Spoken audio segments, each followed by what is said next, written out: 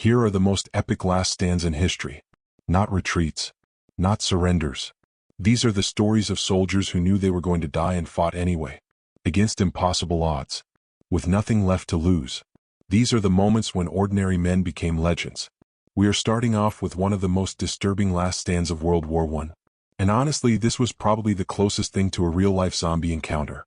It is 1915, and the horrors of modern warfare are on full display throughout Europe in the Great War. New weapons are being deployed into combat on a daily basis with horrific, never-before-seen results. And this story is no exception. The German army has begun its advance into the Eastern Front and has its sights set on Osowiec Fortress, a stronghold near the western border of the Russian Empire.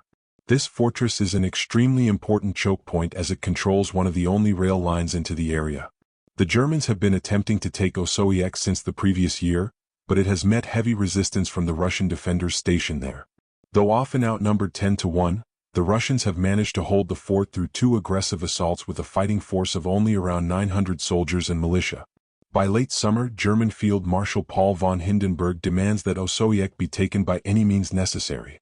And so, on August 6th, when the winds are favorable, the Germans unleash a horrific new weapon on the men within the fortress walls. At 4 in the morning, the Germans begin firing their artillery at the fortress. The Russian defenders brace for impact. They have lived through this before, and it seems like another routine bombardment. But on this morning, a mysterious green fog slowly begins to creep its way past the trenches and into the fort. When the mist reaches the Russians, their eyes begin to burn. They start coughing uncontrollably. And as they take painful breaths of the green fog, their lungs quickly fill with blood. In a panic, a soldier turns and sees his comrade collapsing to the ground in a painful coughing fit, blood streaming from his eyes, nose, and mouth. The Germans have used chlorine gas against the helpless defenders. On contact with soft tissue, it turns into hydrochloric acid. The Russians have no gas masks and are literally being dissolved alive by the deadly green fog. Men stationed near the back of the fort scramble to douse pieces of cloth with water and urine and wrap their faces in a desperate attempt to survive the gas attack. But it proves futile. Within minutes, the 900 defenders all appear to be dead on the ground. An hour or so later, the Germans don their gas masks and begin their march into the fort. As they near the trenches, they are greeted by the horrifying effectiveness of their new chemical weapon. Bodies of dead Russian soldiers, twisted in agony, all seeming to have died choking on their own blood. Their hopeless attempts at makeshift face masks stained red cling to their faces. Their blinded eyes, raw like ground meat, stare into the sky, unable to be closed again. These German soldiers have never experienced the horrors of chemical warfare up close and are completely disturbed by its inhumane results. But as they march into the fort, they begin to hear rustling from amongst the corpses. At first they think it is the wind. Then they realize some of the bodies are moving. And then, from the green fog, figures begin to emerge. Russian soldiers, covered in blood, skin melting, eyes destroyed, lungs hemorrhaging, coughing up pieces of their own tissue, but still standing, still holding their rifles, still alive. Barely. These men should be dead. By every metric of human biology, they should be dead. But they are not. They are walking, shambling forward, wrapped in bloody rags, faces unrecognizable, looking like corpses brought back to life. And they are charging directly at the Germans. The German soldiers, hardened by years of war, panic. They have never seen anything like this. These are not soldiers. These are ghosts. These are the dead rising to fight. The attack of the dead men. The Germans turn and run, fleeing in terror from an enemy that should not exist. The Russian defenders, approximately 100 men still capable of moving, fix bayonets and charge. They are dying with every step. Blood pours from their mouths. Their vision is gone. Their lungs are disintegrating. But they do not stop. They cannot stop. Because if they stop moving, they will collapse and never get back up. So they move forward, into the German lines, screaming, coughing, bleeding, dying, and fighting. The Germans retreat in complete chaos. They abandon their positions. They leave their equipment. They run.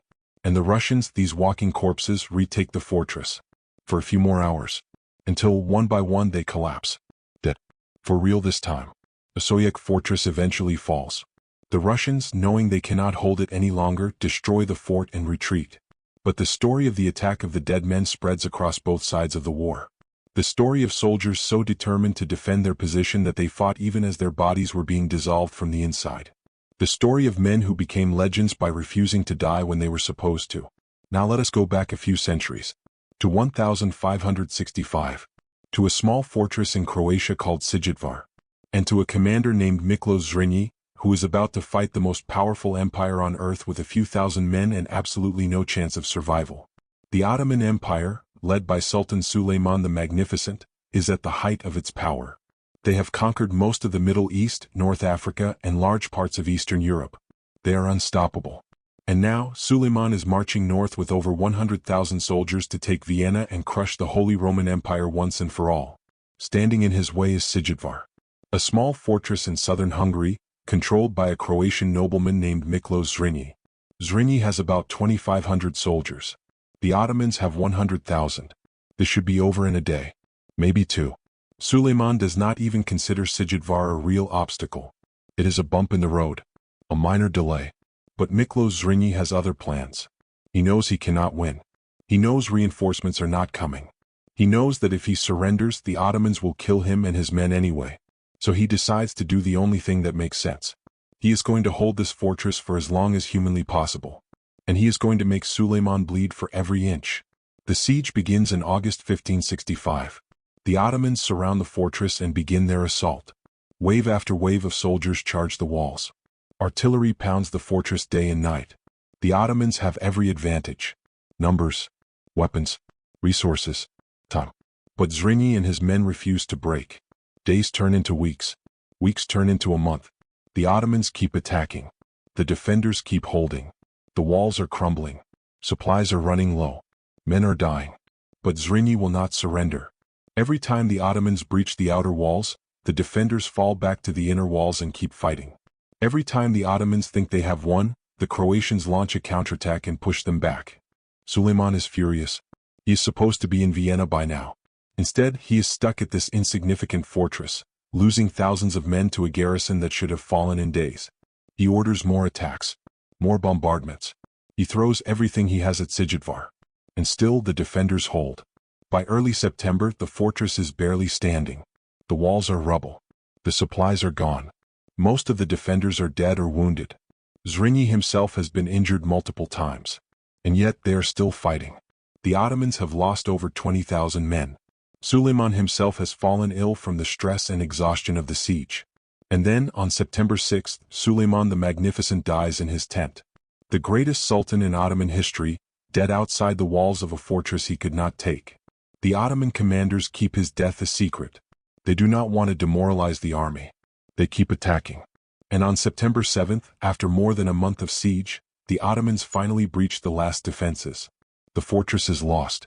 Zrinski knows it. His men know it. There are maybe 600 defenders left. All wounded.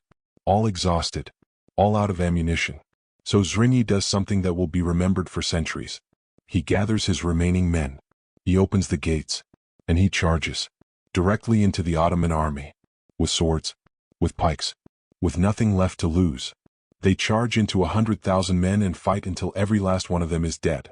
Nikola Zrinski is killed in the charge. Cut down by Ottoman soldiers. But his sacrifice was not meaningless. The siege of Szigetvár delayed the Ottoman advance by over a month. By the time they finally took the fortress, it was too late in the season to continue the campaign. The Ottomans turned back. Vienna was saved. The Holy Roman Empire survived. All because one man and 2,500 soldiers refused to surrender. Zrinski became a legend. Poets wrote about him. Songs were sung about him. He became the symbol of resistance against impossible odds. And the Ottomans, despite their victory, never forgot the fortress that cost them their greatest sultan. Now let us go to 1897. To the mountains of Afghanistan. To a tiny British outpost called Saragarhi. And to 21 Sikh soldiers who are about to fight 10,000 Afghan tribesmen. And refuse to retreat. The British Empire controls India at this time. And they have built a series of forts along the Afghan border to protect their territory. Two of these forts, Gulistan and Lockhart, are connected by a signaling post at Saragarhi. The post is manned by 21 soldiers of the 36th Sikh Regiment. Their job is simple. Maintain communication between the two forts. It is supposed to be a quiet assignment. On September 12, 1897, thousands of Afghan tribesmen, led by Pashtun warriors, attack Saragarhi. The exact number is disputed. Some say 10,000. Some say 14,000. What is certain is that 21 men are about to face an overwhelming force with no chance of escape. The commanding officer, Havildar Ishar Singh, sees the attack coming. He signals to Fort Lockhart. We are under attack. Thousands of enemy forces. Request reinforcements. The response comes back. No reinforcements available. Defend your position. Ishar Singh knows what this means. They are on their own, and they are going to die. He gathers his men. He tells them the situation. They can surrender. They can try to run. Or they can fight. Every single one of them chooses to fight. They are Sikhs. They do not surrender. They do not run. They fight to the last man. The battle begins. The Afghans attack in waves. Thousands of them. Charging the small fort. The Sikhs open fire. 21 rifles against thousands. They are outnumbered hundreds to one. But they do not panic. They reload. They aim. They fire. They hold. The Afghans bring ladders. They scale the walls. The Sikhs shoot them down. They bring battering rams. They try to break down the gates. The Sikhs reinforce them. They try to tunnel under the walls. The Sikhs collapse the tunnels. For hours the battle rages. The Sikhs are running low on ammunition. They are getting tired. But they do not stop. One by one the soldiers fall. Shot. Stabbed. Overwhelmed. But every time a man falls, the others keep fighting. They send updates to Fort Lockhart via heliograph. Half our men are down. Still holding. 3 men left.